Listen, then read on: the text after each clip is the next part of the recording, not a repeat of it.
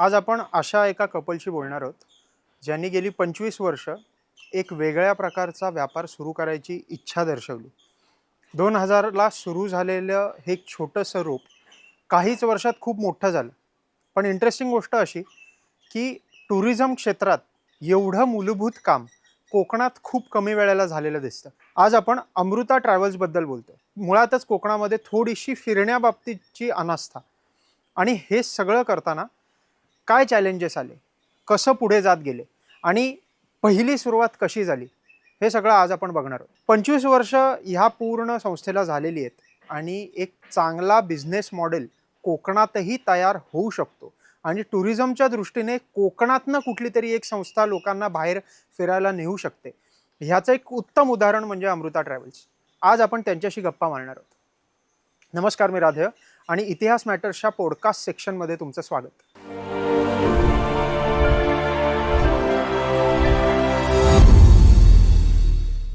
नमस्कार सर. मला अगदी सुरुवातीपासून अगदी म्हणजे असं आपण अमृता ट्रॅव्हल्स ही डोक्यात संकल्पना कशी आली आणि तेव्हापासूनची पूर्ण गोष्ट सांगा. अमृता ट्रॅव्हल्स ही संकल्पना कशी आली तसं पाहायला गेलं तर आमच्या पूर्ण खानदानमध्ये टुरिझम हा व्यवसाय नव्हता. परंतु मी होतो मिलिटरीमध्ये. जेव्हा मिलिटरीमध्ये असताना माझे मिसेस पण बरोबर असायचे. त्यामुळं आपल्या भारत देशातल्या बऱ्याचशा भागात आमचे जाणं येणं असायचं. तिथले प्रदेश, तिथली संस्कृती काय आहे काय नाही ते सगळं आम्ही अभ्यासलेलं होतं, बघितलेलं होतं थोडक्यात. त्यानंतर रिटायर्ड झाल्यानंतर आम्ही इथं रत्नागिरीत वास्तव्याला आलो. मी रिटायर्ड झाल्यानंतर इथं आल्यानंतर आमचं जे इथलं मारुती कॉमन क्लब नावाचं जे मंडळ आहे तर त्या मंडळातल्या काही सदस्यांनी अशी इच्छा व्यक्त केली की तू एवढा भारतभर फिरलेला आहात तुम्ही, तर का नाही आपण आम्हाला घेऊन जा म्हणून तुम्ही लोक. असं विचारलं आम्ही दोघांनी एकत्र बसून विचार केला, ठीक आहे डेअरिंग करूया, जाऊन ये. माहीत काही नव्हतं, म्हणजे रिझर्वेशन काय असतं, कुठनं करायचं असतं, काही कल्पना नव्हती. तरी देखील आम्ही ते डेअरिंग केलं. आणि मी त्यात अमृता म्हणजे वय वर्ष 80 ते वय वर्ष 4 या वयोगटातले एकूण 40 जण. ओके, पहिलीच बॅच 40ची होती. 40ची होती. पण ते व्यावसायिक दृष्टिकोनातून नव्हती. ते मित्रमंडळींना एकत्र फिरायला घेऊन जाणं आणि थोडासा तिकडचा भाग पाहिलेला आहे एवढंच काय तो आमचा अनुभव होता. मग आम्ही जाऊन रिझर्वेशन केली तिकडं. मग आणि रूट पण असे विचित्र ठरले गेले. दिल्ली पण बघायचे, आग्रा पण बघायचे, जबलपूरला पण जायचंय, वाराणसीला पण जायचंय. मला पूर्ण जरा रूट सांगा तो पूर्ण. रूट करताना आम्ही असा केला, सर्वात प्रथम आम्ही आग्र्याला गेलो, आग्र्याहून दिल्लीला गेलो, दिल्लीहून मग जबलपूरला गेलो, जबलपूरहून वाराणसीला गेलो, वाराणसीहून परत आम्ही रत्नागिरीला आलो. तर असा आमचा रूट झाला. आणि ते सगळं आम्ही केलं. आणि एकंदर थोडंसं डिफेन्सचं बॅकग्राऊंड असल्यामुळे आम्हाला थोडंसं एक शिस्त म्हणा किंवा कसं लोकांना एकत्र न्यायचंय, एकत्र कसं आणायचंय असं थोडं बऱ्यापैकी माहीत होतं. तर त्याचा देखील आम्हाला थोडा फायदा झाला.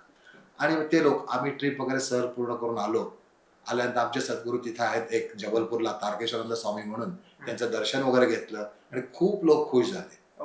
मग इथं आल्यानंतर काही दिवस गेले असेल, मग त्यातल्याच आमचे एक मित्र भाटोडेकर, तुम्हाला माहित असतील रत्नागिरीतले, तर ते मला माझ्याकडे संकल्पना मांडली, जर तू अजित काही अभ्यास न करता तुम्ही दोघं ही अशी टूर नेऊन आणू शकता, फिरवून आणू शकता, मग तुम्ही का नाही सुरू करत, व्यवसायात काय नाही उतरत. म्हणलं नको रे बाबा, इथं आता रिटायर्ड झाले ते. पण तो म्हणला नाही, कर, डेअरिंग कर. मग मी पहिलीच टूर करायचं आम्ही ठरवलं. दुसरी गोष्ट कशी होती, आम्ही इथं आल्यानंतर एक अभ्यास केला की इथनं जे लोक फिरायला जायचे आयदर मुंबई, पुणा, तिथे जाऊन ते जॉईन करायचे, नामांकित कंपन्यांच्या सहलीमध्ये ते जायचे. परंतु रत्नागिरी ते रत्नागिरी ही कन्सेप्ट इथं नव्हतीच. मग आम्ही दोघांनी काय विचार केला, कारण हिची पण मला मोलाची साथ होती, पण ही पण तेवढीच इंटरेस्टेड होती त्या गोष्टीमध्ये, आपण करूया. मधू बाटोडेकर पण आपल्याला सांगतायत आणि अशी परिस्थिती अशी आहे इथं की इथून जाणारी, सहल घेऊन जाणारे कुणीच नव्हते. होते पण कुठे अष्टविनायकला घेऊन जा, 11 मारुती घेऊन जा, छोट्या मोठ्या सहली. मग आम्ही केलं डेअरिंग, सद्गुरूंचं नाव घेतलं आणि म्हटलं जाहिरात दिली. तर पहिलेच आमचा ग्रुप म्हणजे 74 जणांचा होता. आणि आम्ही जेव्हा जाहिरात दिली ना, तर आम्हाला असे फोन आले आमच्या ज्येष्ठ नागरिकांचे होते खास करून, की तुम्ही हे रत्नागिरीहून सुरुवात केलात, ह्याचा आम्हाला खूप आनंद झाला. कारण आम्हाला रत्नागिरीतनं नेणारं कोणी नव्हतंच मुळात. कुठेतरी कोल्हापूरला जाऊन जॉईन व्हा, त्याच्यापेक्षा मी रत्नागिरीहून सुरुवात केली, ह्याचा त्यांना जास्त आनंद झाला. आणि हे इंटरेस्टिंग आहे की जेव्हा अशी कुठली तरी गोष्ट सुरू होते तेव्हा त्याचा प्लॅन केला जातो, सगळं केलं जातं, मग लोकांना बोलवावं लागतं. तुमची पहिलीच सहल 40 लोकांची होती, अर्थात सगळी ओळखीची होती, कुटुंबातली मित्रमंडळच होतं मित्रमंडळ सगळं. होतं, पण ती मित्रमंडळाने सांगितलं म्हणून तुम्ही सुरुवात केली आणि मग ते सुरू झालं. अगदी तर थोडक्यात सांगायचं तर अमृता ट्रॅव्हल्सची सुरुवात ही मित्रमंडळातनं पहिले लोक खूप आहेत, डिमांड खूप आहेत, मग सप्लाय झाला, असं आहे. इंटरेस्टिंग आहे. आणि मुळात आम्ही जेव्हा आलो 97 मध्ये डिफेन्स मधनं रिटायर्ड होऊन आलो, मुलं लहान होती त्यावेळेला, तर आधीपासून डोक्यात होतं की रत्नागिरीत आल्यानंतर हे तर जॉब करणार होते, मला काहीतरी करायचं आहे, घरात बसून बरं. राहायचं नाहीये, मग काहीतरी करायचं. तर आम्हाला योगायोगानं हा योग जुळून आला की पर्यटनामध्ये आपण काहीतरी करू शकतो. ओके. अशा याने आम्ही ते मग जास्त मनावर घेऊन करायला गेलो. तर पहिलं तर आपण तो काळ बघितला 2000ची असेल, तर तेव्हा मुळात फिरायला जाणं ही संकल्पनाच खूप कमी होती. हा. अगदीच. म्हणजे खूपच कमी होती. त्यात परत अशी लोक फिरायला जातात म्हणजे काय, घर सोडून गाव फिरायला जायचं, असं एक विचित्र कोकणातल्या लोकांची एक संकल्पना होती. तर तुम्ही हे जे सुरू केलं, तर तेव्हा तो एक स्थानिक लोकांचाच एक जो हा असतो की काय करताय, ह्याने काय होणार आहे, असं कधी झालं का? आणि असं तुमच्या मनात डोक्यात काय विचार आला का? नाही, ऍक्च्युली असं पर्यटनाच्या बाबतीत कसं झालं सांगू का, आम्ही सुरुवात केल्यानंतर लोक फिरायला शिकली. हो. रत्नागिरीत जातच नव्हती. एक तर आमच्या ओळखीचे अगदी जवळचे मित्र ते म्हणले, माझे मिस्टर त्या आल्या, म्हणल्या माझे मिस्टर रत्नागिरीच्या बाहेर कधी गेले नव्हते आणि तुमच्यामुळे अख्खं भारत फिरले. हो. त्यांना इच्छा निर्माण झाली फिरण्याची आणि उद्युक्त केलं अमृता ट्रॅव्हल्सनी म्हणायला हरकत नाही की ओके. त्या पर्यटनासाठी. म्हणून आम्ही ट्रॅव्हल्सची आमची टॅगलाईनच ठेवली त्यावेळेस. आता संकल्पना बदलली आहे, रत्नागिरीहून सुरुवात, रत्नागिरीत समारोप. वा. कारण आता ज्या आपल्या सहलीत हा. जातात ते मुंबई, पुणा, बेंगलोर सगळीकडनं लोक येत असतात, आम्हाला जॉईन होत असतात. बरोबर. पण त्यावेळी रत्नागिरी लोकांना बाहेर कसं न्यायचं, न्यायचं. ओके. ते मेन आमचं उद्दिष्ट होतं. बरोबर. आणि ते आमचं मला वाटतंय बऱ्यापैकी त्याला आम्हाला हे मिळालं. आणि मग अमृता हे नाव कसं डोक्यात आलं? अमृता हे नाव कसं आलं? हा. आता आमचे सद्गुरूंनी सुचवलं. आमचे जे सद्गुरू आहेत परमपूज्य दादा महाराज जोटीथोर, हा. तर यांनी सांगितलं. मी म्हटलं दादा नाव काय देऊया, तर ते म्हटलं अमृताचं दे. ओके. एवढं सहज झालं आणि नावात अमृत, त्यामुळे त्यामुळे सहलीत पण अमृतच येणार आहे तुमच्या. ओके. वा. आता आपण पहिली ट्रिप होती ती मित्रमंडळाबरोबर होती, बरोबर. पण त्याच्यानंतरची कमर्शियल म्हणून की आता मला लोकांसाठी करायचे, बरोबर. ह्या ट्रिपच्या पहिल्या आठवणी सांगा. ही जी ट्रिप झाली 74 लोकांची, तुम्हाला सांगितल्याप्रमाणे जवळजवळ सगळे ज्येष्ठ नागरिक. आम्ही स्वतः फ्रँकली सांगतो अनुभवी, हो. कोणत्याही प्रकारचा अनुभव गाठीशी नव्हता, बरं. परंतु मनुष्यबळ आमच्या बरोबर होतं. आमचे मित्र बरोबर होते, अमृताचे सख्खे भाऊ बरोबर होते. आम्ही 5-6 जण होतो.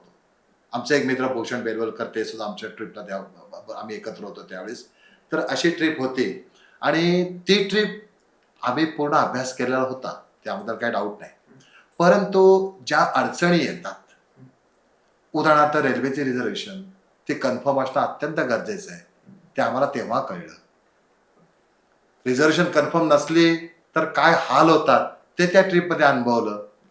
उतरल्यानंतर आमचं होमवर्क रेडी होतं. त्याच्यानंतर आमची ट्रिप ती Excellent झाली. एक्सलंट. पण त्या ट्रिपमुळं रेल्वेतलं जेवण आपण का अगोदर सोय करून ठेवायची, कारण त्यावेळी 2000 साली एवढ्या सोयी नव्हत्या. का खाणं पिणं बरोबर ठेवायचं, का जागोजागी ऑर्डर देऊन ठेवायच्या, हे त्या ट्रिपनं आमच्या दोघांनाही बरंचसं शिकवलं. मग ते हळूहळू सुधारणा होत गेली आणि मग एकदा टूरला सुरुवात झाली. त्यानंतर सद्गुरुकृपेमुळं आम्ही मागं वळून कधी बघितलंच नाही की वर्षाला ज्या 10 सहली व्हायच्या, आता ते जवळजवळ 40-50 पर्यंत. 45 ते 50. मी आता त्याच्यावरच येणार आहे हा. की 2000 आहे, मग आपण 2000चा एक काळ बघितलाय तुम्ही टुरिझमच्या दृष्टीने, म्हणजे सगळ्यात सोयीसुविधा, म्हणजे सर्व्हिस सेक्टर मधले सगळी ठिकाणं तुम्हाला अंदाज आला असेल. तर 2000 मधल्या ट्रिप आणि मग 2005 नंतरच्या, मग 2010 नंतरच्या, मग 2015, मग कोरोना नंतरच्या, फरक काय आहे हे तुम्ही मला एक अनुभव म्हणून सांगा. की आता तुम्ही त्यात 20-25 वर्ष असंच काम करता 21व्या शतकातलं, जिथे तो सगळा बदल तुम्ही बघितलाय, तर सांगा जरा प्लीज. ते काय आहे, सुरुवातीच्या सहली ज्या होत्या तेव्हा अगदी रेल्वे स्टेशन पासून सांगतो तुम्हाला, कारण आता आपल्या ट्रिपच्या फ्लाईटच्या मॅक्झिमम असतात, त्यावेळी फ्लाईट ही संकल्पना फारशी नव्हती. तेव्हा रेल्वेचाच प्रवास, ते सुद्धा सेकंड क्लास स्लीपरचा एसीचं फार संकल्पना लोकांना नकोच असायचा एसी. थोडक्यात परवडायचं पण म्हणजे असं नको असायचं असं नाही, पण शेवटी पैसे जास्त आम्हाला एक कल्पना होती वगैरे. तर त्यावेळेस रिझर्वेशन करणं हे एक महादिव्य कठीण काम असायचं. रेल्वे स्टेशनला जा, मॅन्युअली रिझर्वेशन अशी, आता कॉम्प्युटराइज सिस्टीम नव्हती तेव्हा ते एक गट्टा ते रिझर्वेशन मिळायची वगैरे. त्यानंतर सेकंड क्लास स्लीपरचं तुम्हाला सांगितलंच, तिथं नॉन एसी बसेस असायच्या, साधी हॉटेल स्वच्छ असायची पण साधी असायची, एखाद्या एसी बीसी एखाद्या हॉटेलमध्ये असायचा. 2015 मध्ये म्हणाल तर त्यामध्ये 15 नंतर आमचं एसीचं वगैरे ते सगळं सुरू झालं. 2015 नंतर तुमचं 20 पर्यंत ते आमचं हे चाललं. 20 नंतर आमचं मग फ्लाईटची सुरू झाली, फ्लाईटच्या टूर. आणि त्यानंतर मात्र आमचं हॉटेल्स पण एसी असतात, रिझर्वेशन पण एसी असतात, आणि मॅक्स टू मॅक्स टूर ज्या आहेत त्या आमच्या बाय फ्लाईटच असतात. आता फ्लाईटच्या असतात, त्यानंतर तिथली जी हॉटेल्स असतात ते एसी डिलक्सच हॉटेल घेतो. आणि सगळ्यात मुख्य म्हणजे आम्ही ज्या ज्या ठिकाणी आम्हाला जेवण मिळणार नाही त्या त्या ठिकाणी आमच्या पहिल्या ऑर्डर गेलेल्या असतात, आणि तिकडे गेल्यानंतर आमचा खानसामा बरोबर असतोच. त्यावेळेला ज्या आमच्या अडचणी यायच्या किंवा त्यावेळेस साधी गोष्ट असायची, आता एखादं बुकिंग केलंय तेव्हा फोन मोबाईल वगैरे काही नव्हते. तुम्ही 2010-15 पर्यंत अगदी फारसं मोबाईलचा वापर नसायचा. कारण पहिला फोन मी मोबाईल घेऊन गेलो होतो पहिल्या सहलीला, तो प्रशांत लंच होमचे जे अभय आहे त्याच्याकडे असा तो नोकियाचा असायचा त्यावेळी, त्यानं तो मला दिला होता की बाबा हे वापर उपयोगी पडेल, आणि मी अगदी मोठ्या रुबाबात ठेवायचो, वापरता येत नव्हता. पण मग मला तेच म्हणजे आता आपण हे तुम्ही ट्रेनचं सांगितलं, मला कनेक्टिव्हिटीचं सांगा, कारण की त्याच्यात ह्या सगळ्या ह्याच्यात लोकांना आम्ही येतोय, आम्ही जाणार आहोत, आता मोबाईलने ते खूप सोपं झालं. तेव्हा ते कसं केलं तुम्ही, काय होतं? घरी येऊनच सगळं बुकिंग. आम्ही काय करायचो त्यावेळी, आम्ही पत्रकं छापले, छोटी छोटी पत्रकं जी अशी असतात ती आम्ही स्वतः दोघं त्या एक एक एरिया निवडायचो. आज जोशीपाळ्यामध्ये द्यायचे, उद्या वरचाळीत द्यायचे, खालचाळीत द्यायचे. प्रत्येकाच्या घरी नेऊन द्यायचो की आम्ही अशा अशा सहली काढतो आणि त्याचा तपशील हा आहे, हे आम्ही दाखवायचो त्यांना, आणि त्यांना समजावून सांगायचो. म्हणजे एका घरी गेलो की एक 15-20 मिनिटं तरी आमची जायचीच तिथे. तर रोज आमचं टार्गेट ठरलेलं असायचं, आज बाबा 50 घरी पत्रक नेऊन द्यायचंय. त्यानंतर बाहेरगावच्या लोकांना आम्ही पत्र पाठवायचो की अशा अशा आपल्या सहली आहेत आणि इच्छुक असलेला पत्रानं कळवा. त्यावेळेस परत तुम्हाला अजून एक सांगतो, जे ऍडव्हान्सेस वगैरे हॉटेल्सला वगैरे जायचे तेव्हा डीडी बनवायला लागायचे. मी आणि अमृता आम्ही लाईनीत उभं राहायचो डीडी बनवायला. त्यानंतर ते डीडी पाठवायचे तिकडं, रजिस्टर्ड पोस्टनं पाठवायचे, स्पीड पोस्टनं पाठवायचे. त्यानंतर आम्हाला तिकडनं कन्फर्मेशनचं पत्र यायचं.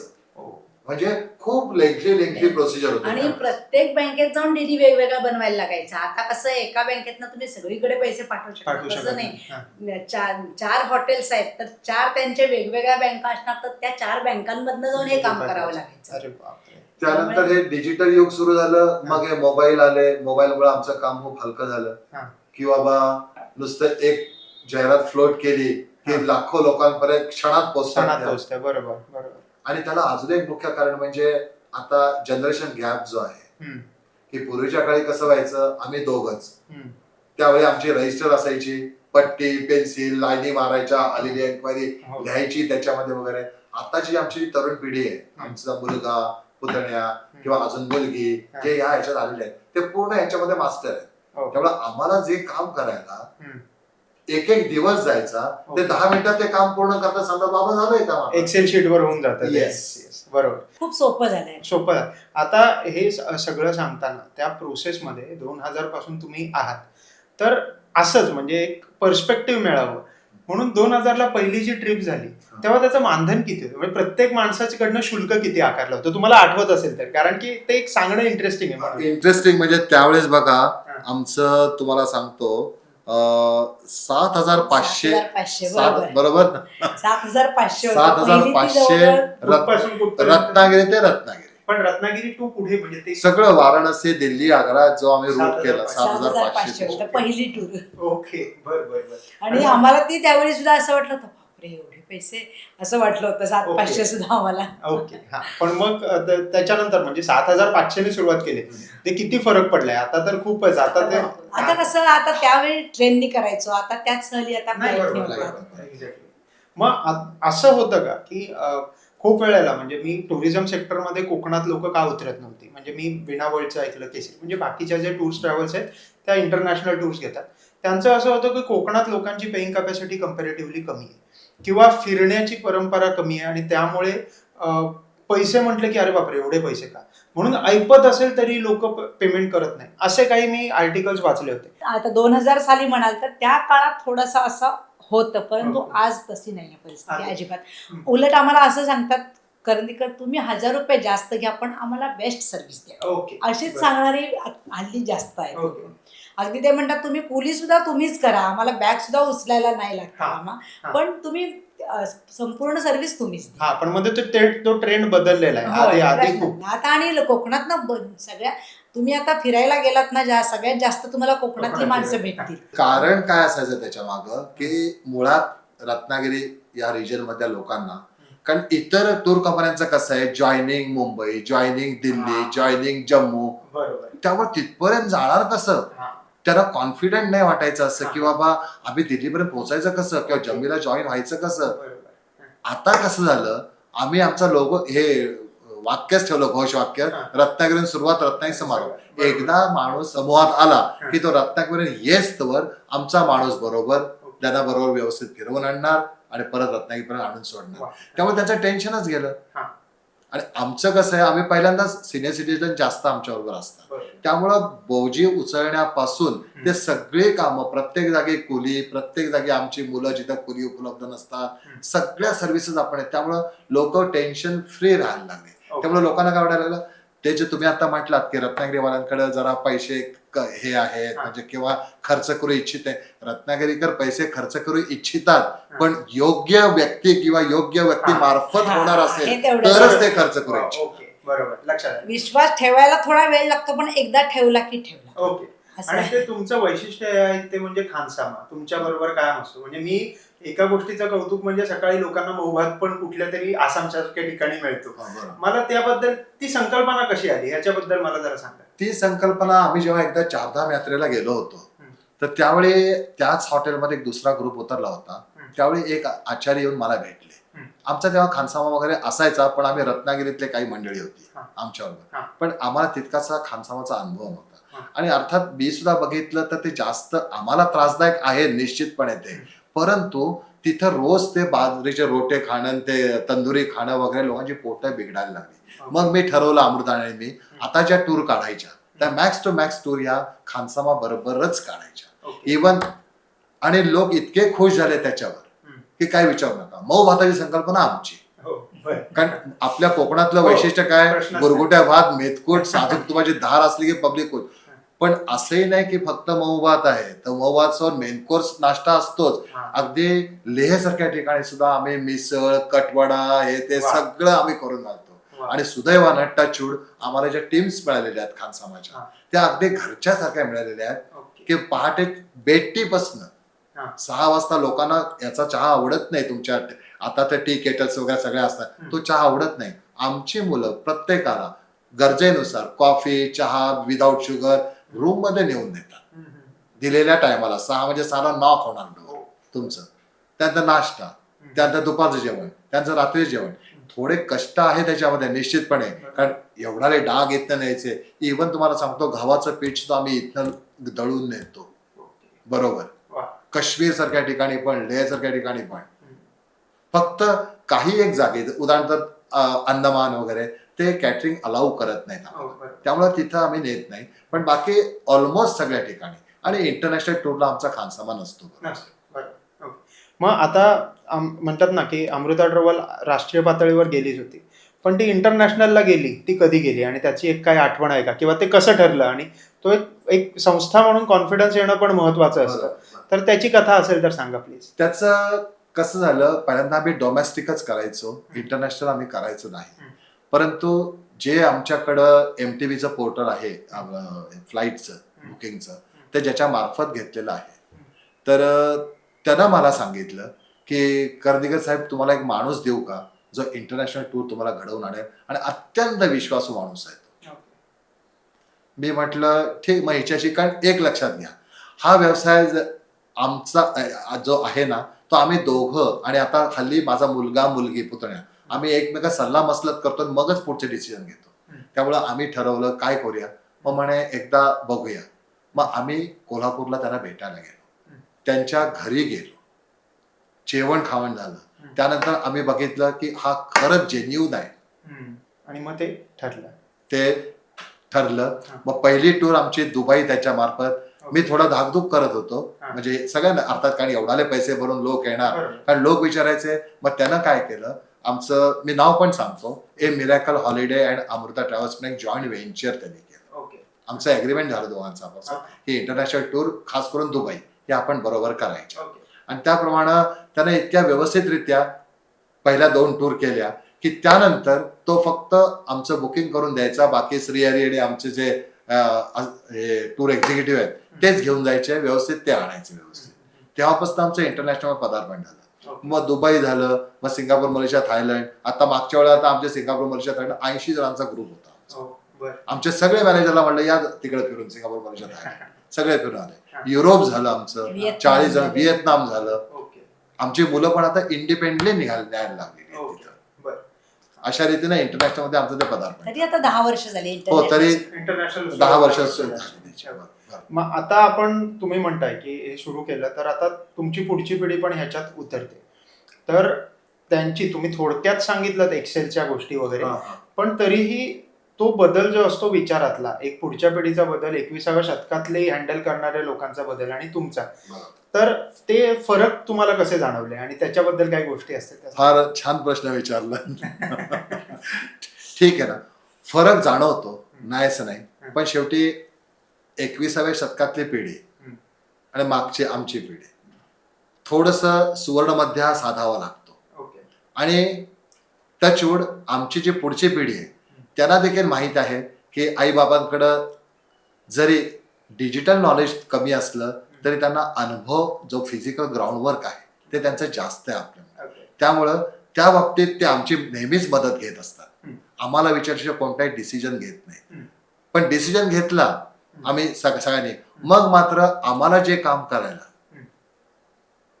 दिवस जायचा, पहिल्यांदा सांगितल्याप्रमाणे, ते आता ते 10-15 मिनिटात त्यांचं तयार पण होतं. मेल जातात, मेलचं कन्फर्मेशन येतं, हे सगळं बाबा म्हणतो हे बघ हे आलं सगळं, हे आलं सगळं. त्यामुळे हल्लीच्या पिढीचा आम्हाला खूप उपयोग होतोय. आणि टचवूड ते सुद्धा इतक्या आनंदानं आणि स्वखुशीनं करतात, मारून मोटकून करत नाही तुला करायलाच पाहिजे, तुला दुसरं काय मग करणार. माझा मुलगा ऍक्च्युली आम्ही त्याला सुचवलं होतं की बाबा ह्या पर्यटन व्यवसायात जबाबदारी खूप मोठी असते आणि एक व्यक्तीला, एका ग्रुपला रत्नागिरीतनं घेऊन जायचं आणि परत रत्नागिरीत सुखरूप आणायचं, त्या कालावधीसाठी त्या ग्रुपचे आपण पालक असतो. त्यामुळे ती संपूर्ण जबाबदारी आपल्यावर असते. जबाबदारी खूप असते. तुम्ही चांगला, शिक्षण चांगलं आहे, जॉब चांगला मिळतोय तर तू जॉब कर.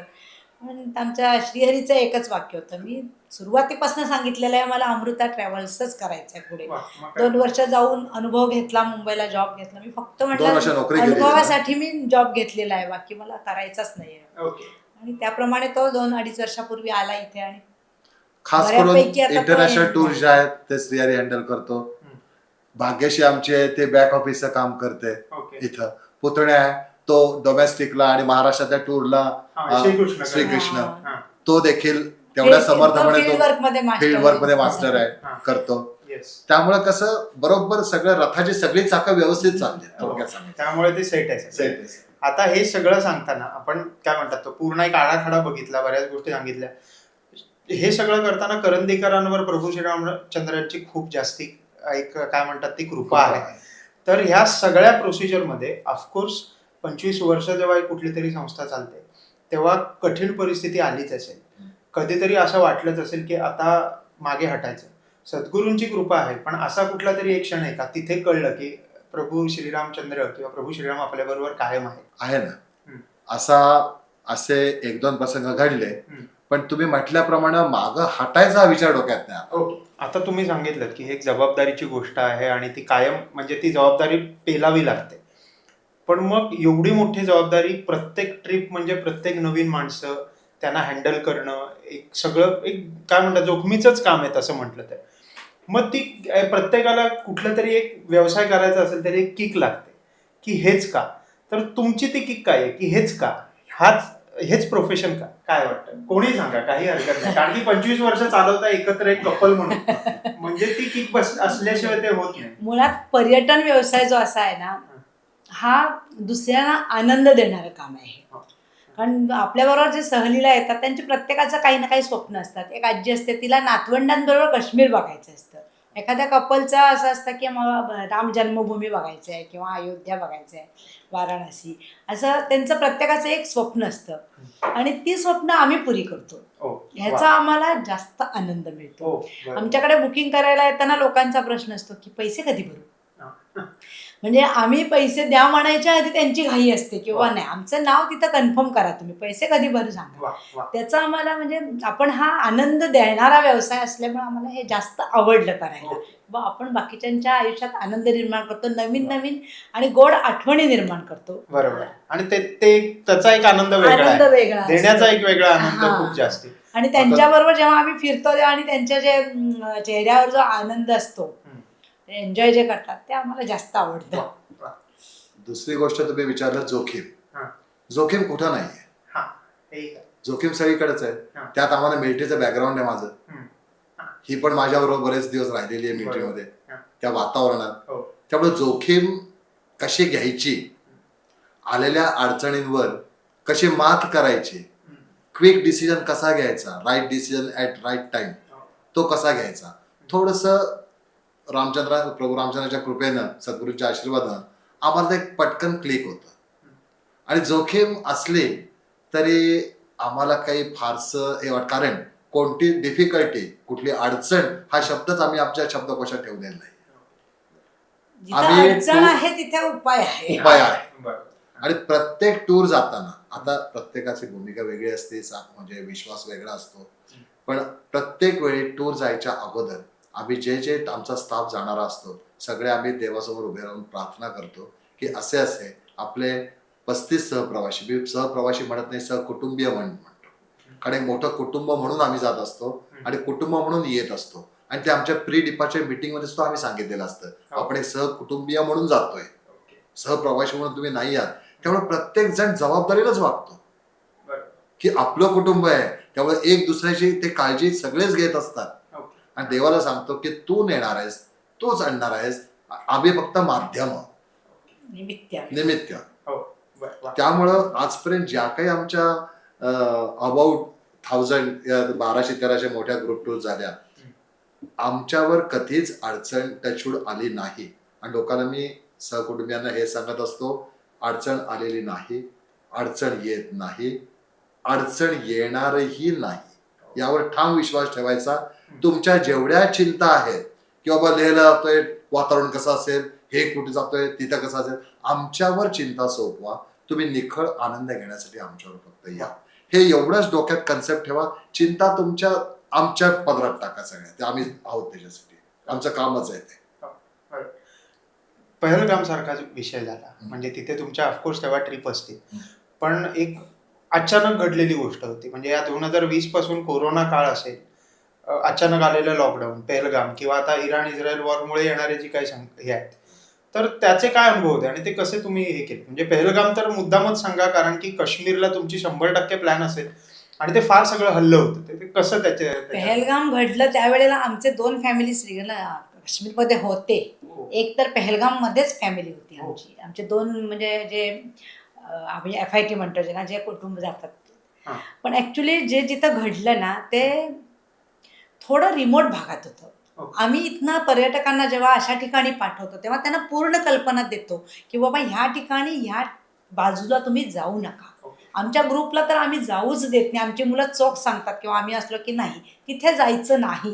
आम्ही नाही म्हणजे नाहीच, कारण आम्हाला माहिती आहे की कुठे सेफ आहे आणि कुठे अनसेफ आहे. त्यानुसार आम्ही इथून जे आपण जातात त्यांनाही आम्ही सूचना दिलेल्या असतात आणि आम्ही जातो तेव्हा तर हे सगळं देतोच लोकांना सूचना. तर थोडंसं प्रिकॉशन हे घ्यावं लागतं अशा ठिकाणी आपण जातो त्यावेळेला. आता माझं स्वतःचं जवळजवळ 57 वेळा काश्मीर झालेलं आहे. 57 वेळा टूर माझ्या काश्मीरला मी जाऊन आलेलो आहे. आणि त्यामुळं ग्रुप असल्यानंतर ज्या आमच्या इन्स्ट्रक्शन असतात, विनंतीबद्ध सूचना, आम्ही इन्स्ट्रक्शन म्हणत नाही, त्या आमच्या ग्रुप लीडर मार्फत सगळ्या सहकुटुंबियांना सांगितल्या जातात. त्याचं तंतोतंत पालन होतं. प्रॉब्लेम येतो कुठं, जे FITच जातं. FIT म्हणजे FIT म्हणजे काय, आपण जे कस्टमाइज करून टूर दिलेले असतात, दोन की आम्ही कोणी बरोबर नसतो, आम्ही फक्त त्यांना इटिनरी दिलेली असते, त्यांचं हॉटेलचं बुकिंग दिलेलं असतं आणि त्यांच्या गाडीची व्यवस्था पिकअप टू ड्रॉप पर्यंत दिलेली असते. तेव्हा आम्ही हेच त्यांना वेळोवेळी सांगत असतो. रोज सकाळ संध्याकाळ आमचा फोन असतो की जी इटिनरी दिलेली आहे त्याच्या पलीकडे जाऊ नका आणि त्या टायमानुसारच जा, कारण ती स्टडीड इटिनरी असते.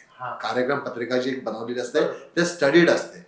हल्ली मी प्राय विनंती करतो सर्वांना, जे कोणी ऐकतायत व्हिडिओ हा, की नुसत्या गुगलवर बघून तुम्ही जर तुम्हाला माहित नसेल त्या ठिकाणची सिच्युएशन तर कृपया जाऊ नका. ज्यांच्या मार्फत जातायत त्यांना पहिल्यांदा विचारा की आमचा असा प्लॅन आहे, आम्ही तिथे जाऊ का, कारण तुमच्यापेक्षा बेटर त्यांना माहिती आहे. का तिथले जे ओळखीचे त्यांच्या DMCs म्हणा किंवा हे त्यांना माहिती आहे. त्यांच्याशी सल्ला मसलत करूनच आम्ही पुढचा सल्ला इथं देत असतो त्यांना. तर होतं कसं, लोक गुगलवर बघतात, खूप छान छान छान छान दिसतं, पण त्या भागाची सुरक्षितता काय आहे ते गुगल काही देत नाही की हे सुरक्षित आहे ते असुरक्षित आहे. बर्फ बघतात, धावत सुटतात. आता नवीन बर्फ पडलेला असतो तिथे एवढे मोठे खड्डे खाली असतात, लेक असतं, फ्रोझन असतं, पण नवीन बर्फ पडलेला असला की तुमचा पाय, तुम्ही बर्फात म्हणून जाता आणि तुम्ही खाली गुंतता. अशा सुद्धा कंडिशन मी बघितलेल्या आहेत सिच्युएशन्स. त्यामुळं शक्यतो लोकांना हीच माझी विनंती असते की आम्ही जे लिहून दिलेलं आहे बाबा त्यानुसार गेलात, निश्चितपणे तुमची सहल चांगली होणार. राहायला आता करोनाचं तुम्ही म्हटलं, करोनाच्या काळात सगळेच सफर झाले आणि ट्रॅव्हल इंडस्ट्री ही सगळ्यात जास्त सफर झाली, सगळ्यात पहिली. कारण बंदी कोणावर आणणार, पहिल्यांदा रेल्वे बंद, फ्लाईट बंद, हॉटेल्स बंद, सगळं बंद. आणि आमचं तर प्री डिपार्चर सगळे प्री बुकिंग होतं सगळीकडे, सगळ्याच कंपन्यांचं होतं अर्थात. त्यावेळी आर्थिक फटका हा सगळ्यांनाच बसता. सहप्रवाशांनी तगादे लावायला सुरुवात केली, आमचं पेमेंट कधी परत मिळणार, रिफंड. सहल तर जात नाही. विमान कंपन्यांनी परत केले नाहीत बऱ्याच कंपन्यांना. मी त्यांना दोष देत नाही कंपन्यांना की त्यांनी परत नाही केले. मग आम्ही दोघांनी आमच्या घरच्यांनी मीटिंग घेतली, म्हटलं असं नाही, आपल्याला काहीतरी यातनं मार्ग काढायचा आहे, लोकांचे कष्टाचे पैसे. त्यावेळी वेळोवेळी मेल पाठवून मी स्वतः आम्ही मुंबईला जाऊन त्या संबंधित कार्यालयाशी संपर्क साधून आम्ही फक्त 2,500 रुपये कटिंग करून बाकी सगळी रक्कम परत मिळवली आणि सगळ्या सहप्रवाशांना साभार परत दिले. आम्ही कधीच म्हटलं नाही की पुढच्या वेळी आम्ही ऍडजस्ट करू. अर्थात हे आमचा छोटं हे आहे, व्याप्ती छोटी आहे म्हणून आम्हाला सहज शक्य झालं आहे. ज्यांची व्याप्ती मोठी आहे, ज्यांची करोडोची पेमेंट आहेत विमान कंपन्यांकडे, त्यांना ते प्रॅक्टिकली शक्य नव्हतं.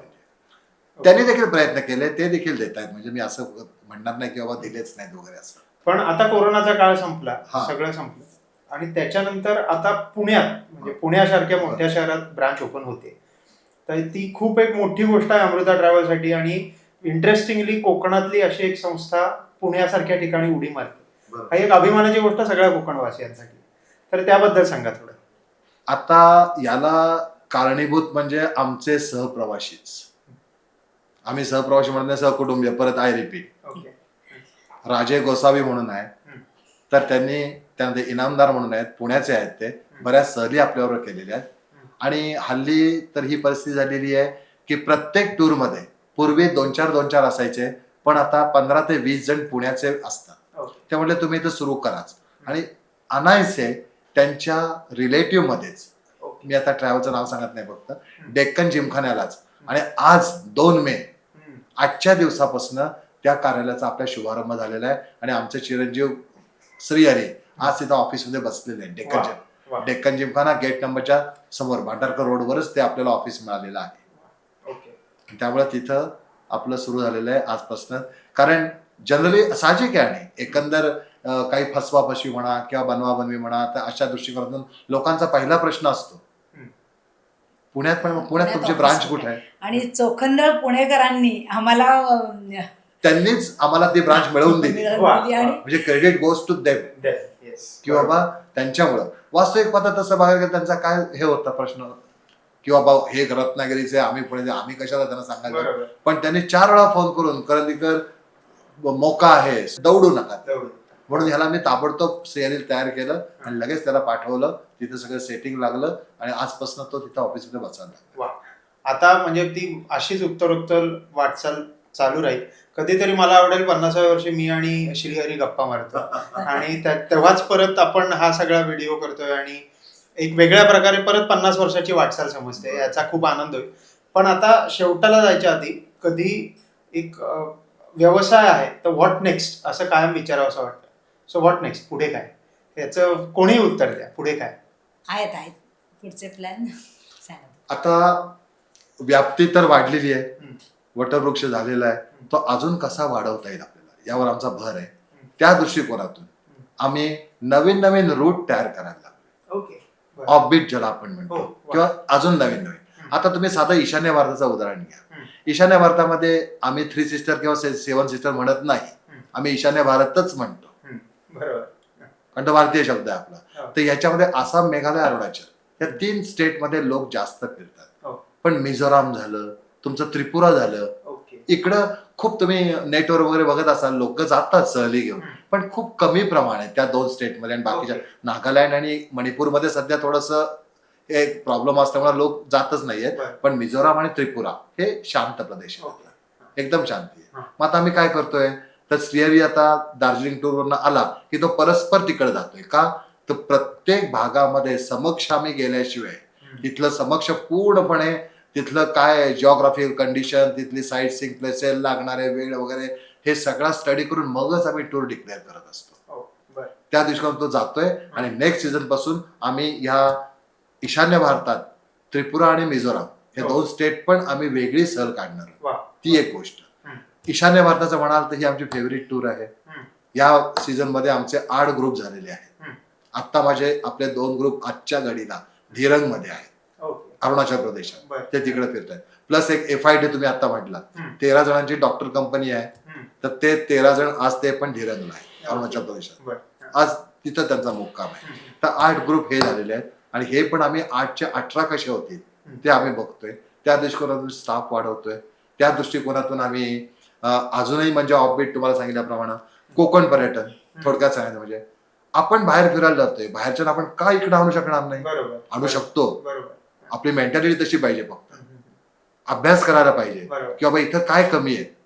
आता आमचे जसे मित्र, आता इथं संकल्पना सुरू झालेल्या आहेत. आमचे मित्र तर त्याने आता माड मँगो म्हणून इथं सुरू केलंय की होमस्टे टाईप म्हणा किंवा हे. तर अशा प्रकारे आता इथं सुरुवात झालेली आहे. त्यामुळं आमचं त्यांना मदत हीच असणार आहे की बाहेरनं लोक कसे जास्तीत इकडे येऊ शकतात आणि स्थानिकांना रोजगार कसा त्यातनं निर्माण होईल. आणि शेवटी मी हे पण सांगू इच्छितो की ह्या व्यवसायात जर कोणाला काय शिकायचं असेल तर त्यांना जर काही मदत लागली आमच्याकडनं कोणत्याही प्रकारची, कारण 25 वर्षाचं थोडंसं का विना आम्हाला थोडंसं आपल्याला त्यामध्ये नॉलेज येतच लोक त्याच काम करताना, तर आम्ही सदैव दोघंही आणि आमचा स्टाफ पण तयार असणार आहे त्यासाठी, यात काही शंका नाही. आणि कोकण पर्यटन हे आपल्याला विकसित करायचं आहेच. प्लस नवीन नवीन रूट आपण नुकत्याच सुरू करणार. बऱ्यापैकी कोकणात गुजराती, नागपूर साईडचे वगैरे बऱ्यापैकी ग्रुप यायला लागलेले आहेत. आमच्या थ्रूच बरेच गुजराती आणि विदर्भ, नागपूर ह्या भागात. आता कोकणात म्हणजे आपण एकदम लास्टला आलो आणि छान अशी गोष्ट घडली की स्वतः इतिहास मॅटर्सची पूर्ण टीम कोकणातल्या पर्यटनासाठीच काम करते. अगदी अनवट भटकंतीपासून काही वेगवेगळ्या टूर्स नाही म्हणणार पण अभ्यास दौरे, वारसा सहल आम्ही घेतोय. स्वतः मी आत्ताच सांगतो की अमृता ट्रॅव्हल्स बरोबर इतिहास मॅटर्सच्या कोलॅबोरेशन मध्ये कुठली तरी अशी एक टूर झाली तर आम्हाला खूप जास्त आनंद होईल आणि ते आपण नक्की करूया. आणि अजून भरपूर बोलायचंय, बसलो तर बराच वेळ बोलत राहू, एक्सपिरियन्सेस शेअर करत राहू. पण थँक्यू सो मच, तुम्ही वेळ दिलात आणि खूप छान गप्पा झाल्या. आता फक्त पुढच्या वेळेला कधीतरी परत इच्छा अशी आहे की 50व्या वर्षी परत एकदा अमृता ट्रॅव्हल्सचा एक इंटरव्ह्यू होईल आणि जेव्हा अजून त्याची व्याप्ती वाढली असेल. धन्यवाद. तुम्ही पण आलात, आमच्यासाठी वेळ दिलात. लास्ट बट नॉट लिस्ट ज्याला म्हणतो की एकच वाक्य मी सांगू इच्छितो आपल्या ह्याच्या बाबतीमध्ये की कोणतीही सहल यशस्वी होण्यामागं सहकुटुंबियांचा म्हणजे सहप्रवाशांचा हा सिंहाचा वाटा असतो. त्यामुळं ज्या काही टचवूड आपल्या सहली सगळ्या सक्सेसफुल होत आहेत त्या केवळ आणि केवळ आमच्या बरोबर येणारे जे सहप्रवासी आहेत त्यांच्यामुळे सक्सेस होत आहेत. आमचं काम त्यांचं फक्त सहकार्य तेवढंच होमवर्क चांगलं पाहिजे ते आम्ही करण्याचा प्रयत्न करत असतो. तुम्हाला जर हा पॉडकास्ट आवडला असेल तर लाईक करा, शेअर करा, सबस्क्राईब करा. अजून तुम्हाला असे दर्जेदार पॉडकास्ट इतिहास मॅटर्सतर्फे ऐकायचे असतील तर कमेंट सेक्शनमध्ये कुठल्या विषयाचे हवेत हे आम्हाला नक्की सांगा. आणि अजिबात विसरू नका, इतिहास मॅटर्स.